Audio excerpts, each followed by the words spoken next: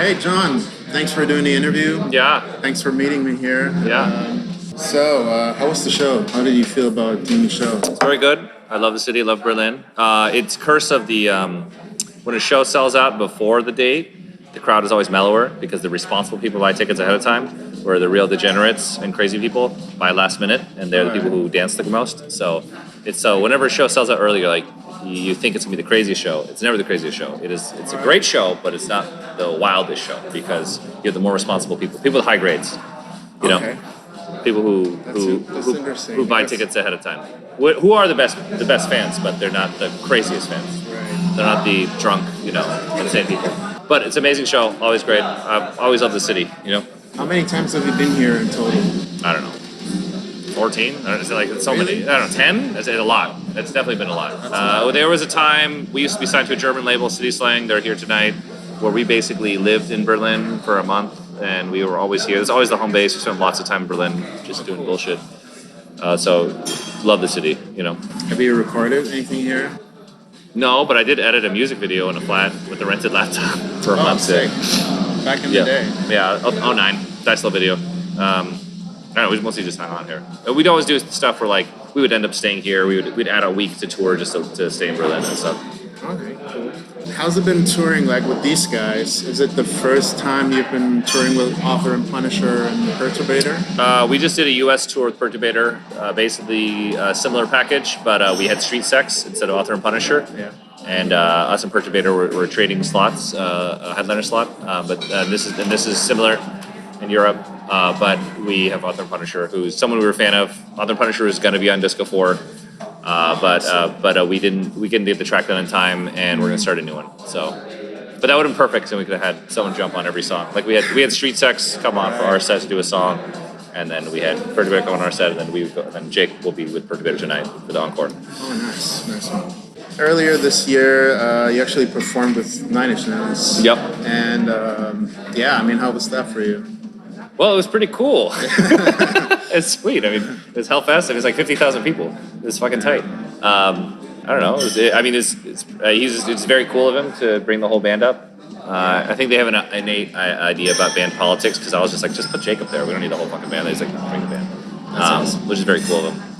I don't know. I had a blast. I was probably overdoing it. I was going a little too ham. I heard there was no rehearsal almost. No, zero. Oh wow. Yeah. So, but we took it very seriously the whole time. The morning of, I had a little MIDI keyboard, and I was like, I really don't want to fuck this up, Right. We don't want to look like jive turkeys up there, and we don't, it's incredible, really nice of them to do that, and we definitely want to make an ass out of anyone, Right. Yeah, I mean the regular stuff. Have you had any weird things happening on tour? So far? Sure. Pretty regular stuff. What's funny about touring in a tour bus? A lot of less crazy shit happens because you're tied to the schedule, and you do most of your hanging out in the bus. Going into the Discord a little bit. Mm-hmm. When was the first time that you watched Evangelion? So pretty recently. It was this thing, Discord, where I was like, God, everyone keeps posting on this fucking anime. It must be good. And they're like, oh, you haven't seen it? John, you'd love it. Oh my God, if you don't like it, we'd be really disappointed. You gotta see it. I'm like, no, I'll see it. And I was like, oh, this is great. This is hilarious. But I was just really loving these beams so much. I gotta watch this thing. And then everyone's just so damn into it. And so that just kind of grew from that, But yeah, but pre-Discord, I'd never fucking seen it. I was in the original, that's how old I am. The original 90s wave of anime, I was super into it. And I had I got Akira from Blockbuster Video, also how old I am. In the early mid 90s, and I was obsessed with it. But I fell out of love with anime because I was just trying to find more Akiras, and there really aren't. Yeah. There's very few things even close to that level of quality. Maybe Ghost in the Shell. Yeah, Ghost in the Shell, and there's there's a few other things that are really good. But over time, I just kept trying to chase that high. There's a few comics I liked, and I read some mangas and stuff, but I kind of drifted away. The funny thing is, I remember hearing about Neon Genesis at the time, but I didn't. Right. It's not like I had someone to call up hey, because I used to buy this is really back then you could go to the comic store and you could buy the import of the anime, and it was a VHS, and it was $35, which was a shitload of money at the time, and it would have 2 episodes of a show, and you'd just be like, just put it in and just be like, let it be over. It was fucking hilarious. Yeah, so much that you chose to play the intro theme of the show. Yeah. I mean, it really goes wild in the U.S. and you can kind of gauge the show by it. Like it just certain. So like we played it in Hungary, and there was like so little reaction, and people came out of the show and they're like, "Man, it's so awesome you played, Cruel Angel's Thesis." I'm like, "Yeah, people didn't seem to react." It's like, "Oh, that's because in Hungary, anime is gay." Wow. Okay. But yeah, and like Prague, which is the craziest show of the tour so far, people were fucking clapping and going insane during Cruel Angels. We played Cruel Angel in New York. People started moshing and fighting, so it was fucking awesome. So you can kind of gauge like, or just I guess how the meme quotient of the fan base. I saw one person geeking out. Yeah, well, tonight. people have been coming in the shirts, and Philly people came in the costumes. I mean, not that you need to. I don't know. It's just like this is a funny thing. I guess it just means how much memes are you taking. Yeah, I mean, I guess in Germany, anime is actually quite popular, but maybe not at metal concerts. I don't know. Yeah, I mean, I'm not expecting like, oh, there's not enough weebs here. We play it. It's for the fans. If people like it.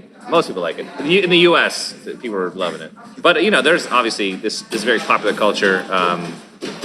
I bought last time we were in Germany earlier this year, and Weiss bought it, and I went to the Weeb store and I bought this Hentai 69 T-shirt because it's fucking hilarious. Yeah. When do you think it started? Like this whole incorporating memes into the health socials? I don't know, but I don't know. Maybe around the Discord. I think it was a little bit before where I started posting and wrote someone post a meme or something. But it's kind of a reaction to fucking Instagram is doing everything in its power to make you like feel helpless and like not be able to promote anything of value. And they want to hide anything that's promotional, so you pay for it. And then if you pay for it, it still won't do anything. So they want to make you feel like trapped, just like posting to the thing or just posting shit to yourself just for their. So it's like fuck you, dude. So at least. The meme will cut through. If someone makes us a meme of us, way more people will see it and people like it. And it's also a way to, I think it was just to sort of, there's a lot of people who I think would be really down and sort of connect with who I feel like the fans are. And this is why, so it's like this perfect system. I don't find any memes. I get them all from the Discord. So they're all memes from Discord users or someone makes one for us. And so they're literally the exact interests of the exact fan base of the same band that you're trying to attract. So it's like this totally sort of perfect system. Right. And no, like, yes, I wasn't like trying to, I don't want to become some fucking meme band, but it's just like this is sort of this weird thing, and people really like it, Yeah, it's kind of like an interesting, like, counterpart. I mean, the music is kind of like dark, industrial, and then you have these kind of like... Yeah, I mean, even back then when we were this, noise band, we were trying to be, we saw very, avant-garde and very aggressive noise and trying to be as abrasive as possible, very, trebly. Even though the music is very serious, we are on Twitter, and because the internet sort of ruins any sort of mystique, you can't look cool anyway. You're a fucking nerd because you're on the fucking keyboard. Like you're a fucking nerd. Everyone's a nerd. Everyone's a fucking nerd. So we throw really snarky or fucked up jokes on Twitter, and we kind of be funny online because online is a language of comedy. It takes nothing seriously. That's true. And that's sort of similar back then to how we do now, and it's sort of a more sophisticated version of it. And yeah, and the memes, a lot of shit you can communicate. This is very dorky.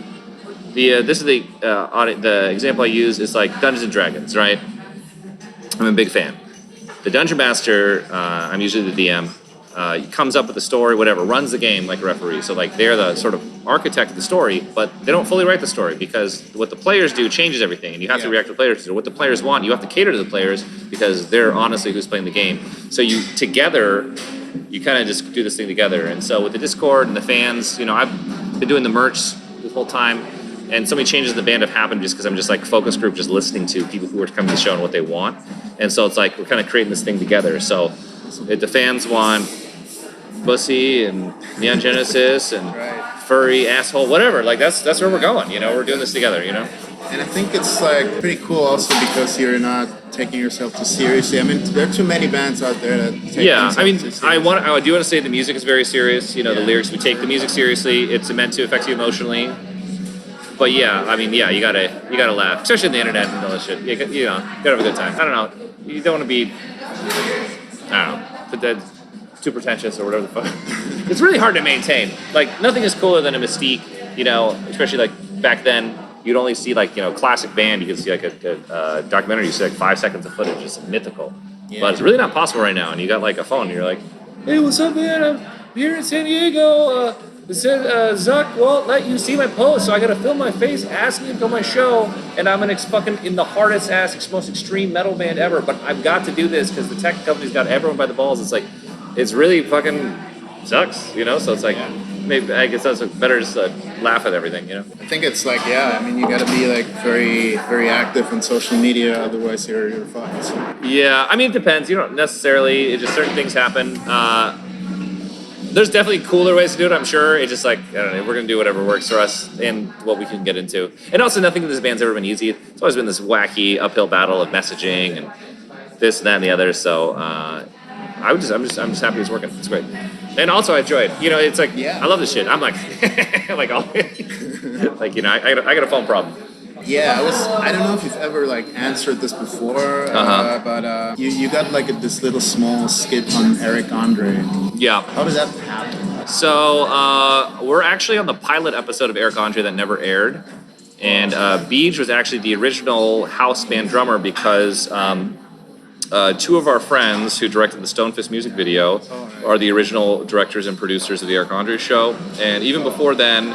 My buddy, who was my roommate at the time, who was a very, very successful film editor, he has this awesome company called Parallax in LA. He was showing us tapes to Eric Andre, and at the time we had this idea, which I wish we followed through. We were going to make this fucking stupid ass skit show of health. We were called Health Visions. We had all these dumb skits we wrote. We never did it. And we're like, dude, this guy Eric Andre would love to just be on your stupid show. And I was like, oh, this guy, oh, cool. I'm like, we really should have done it. It would have been fucking hilarious. But anyway, they were like, we're working on a show for this comedian. Check him out. This guy's Eric Andre. I'm like, oh, he's really cool. And so we filmed the pilot episode. We played a fake indie band, the three of us. Extra member Jupiter was there. And then BIINDS was just in the band. And then Eric Andre tackles him at the end of the episode. And that's how they got the deal. And they refilmed everything for the show. So we're like, dog, we've got to be on the show. So by like season 4 or whatever it was, then we got on the show. And that's why they didn't prank us that hard because we were friends with them. We had a kind of inside job. Though, funny thing with the Eric Andre show, they just like, there's an open bar backstage because they want you to get loose. So we were so hammered during, like, we were just like, just destroyed when we were filming that. Like, we were like chugging tequila or whatever bullshit. And they have this like back straightening thing that the director uses, Kitao, and that's really stupid. Anyway, That's awesome. that's really short. But yeah, good friends of ours. Eric Andre is, you know, he's a legend, man. His birthday parties in LA are these amazing like events he throws where people can go to it. Yeah. Yeah, it's funny. I actually never have. A lot of my friends have. Oh, okay. I always fuck up. I mean, obviously, like tonight I've seen that the merch aspect of your music is very important. Yeah. And how do you feel about making the merch, and how important is it for health? I think it's extremely important from the beginning. It's always been. I've always like branded bands. I always like that you put all this whatever albums next to each other and they fit in, and like the Smiths, this is all the Smiths, or who the fuck you want to think of, the Misfits. Branded bands are great, and you know, Iron Maiden. You know, like how magical it is to have the shit. I think the art should always be kind of aesthetically. It doesn't have to be, but has something to do with each other. You know, and that's fun. You know, like even punk bands, like they got logos of the yin yang. They got the Black Flag. Like the shit is branded. That's a big reason why it's so popular. You know. Do you have any like new items that you're working on at the moment? Someone requested thigh highs last night. Fuck it, you know. We have butt plugs, you know. Like, I mean, I don't know, Jesus. We've gotten so much farther than I would have ever expected. So why not? If the people, whatever the market will bear. Yeah, I mean, you got coffee, maybe beer. I would love a beer. I'd love a hot sauce, love a beer. A little corny, but fuck, people have it anyway. Why not? Run the Jewels is like 18 beers. Unless I can do like a Augustina. If I could have Augustina health beer, that'd be fine. If not, I want a Mexican lager. Those are the kind of beers I like. I don't like some fucking IPA, fat guy beer. I hate it. Yeah, same. I'm not into it too much. Yeah. Best beer, yeah, Augustiner. I love my favorite thing about Berlin. You can get anywhere. It's $3.50 anywhere. Very good beer. I agree. Not a dig on anyone fat. Sorry, that sounds terrible. I just like, you know, IPAs are just like you're drinking a loaf of bread. That's what I mean. They're just so heavy. Like because Joe, you know Joe, Discord, he's super into it. So we were in Psycho Vegas. We were just drinking beers daily. You know, we're at the show, and he kept ordering these fucking IPAs. They're like 10%. He like blacked out by like 8 p.m. Like it was terrible. Ruined the whole weekend for him. You know, he didn't see it coming. I mean, we've heard your like some kind of a sneak peek of a new song, the Hateful song. Yeah. That's done with it's a co-write for our record with the Sierra. Not a collab though, because we're going to do a collab with her also. But that's a new artist I really love from France. She's on tour with Carpenter right now. I'm a big fan. Are you like putting anything out soon? Yes. Yeah. So we are working tirelessly on the new record, and we're going to do something. We're going to do a lot of interesting things with how we drip it out. Because basically now, the moment you put out the record, it's over, and like it doesn't matter. And like even though for us, what's so important is like the album experience, just not what's going to happen right now. So we are going to drip every like 70% of this album. We're going to put out a song at a time. It's the only way, because otherwise people don't hear it, and they're going to be. And we have a lot of interesting tricks that we're going to do of how they're going to be put together for the record. So we're definitely doing some experimental releasing stuff today for the time, because you can put out a few like the old days, you put out a few singles, you put the record, it's like people just don't listen, or they're not gonna, we want people, the dream is to listen back front to back, and the super fans will, but it sucks that like, what we learned from Disco 4 and everything, it's like there's all these great tracks you release with the record, and like people didn't hear them, or they barely heard them.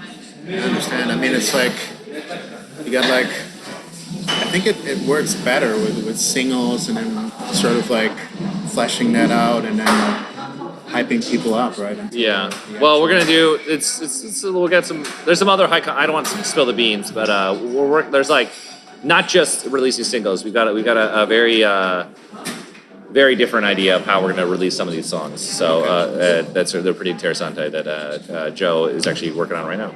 Nice. I won't spill the beans. So. All right, John. I don't want to take any more of your time. Awesome, man. Thanks so much. Thanks for coming to the show.